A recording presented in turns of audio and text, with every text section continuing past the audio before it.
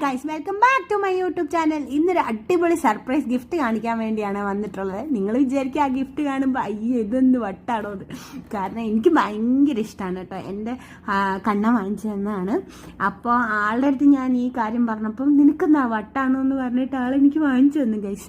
എനിക്ക് north Indian സ്റ്റൈലിലുള്ള കല്യാണം, അവരെ മേക്കപ്പ്, അവരെ എല്ലാ കാര്യങ്ങളും എനിക്ക് ഭയങ്കര ഇഷ്ടമാണ് കേട്ടോ. അപ്പോൾ അവരങ്ങനെ കല്യാണം കഴിഞ്ഞിട്ട് 6 മാസം കയ്യിലിട്ടോണ്ട് നടക്കുന്ന ഒരു വളയാണ് ഇത്.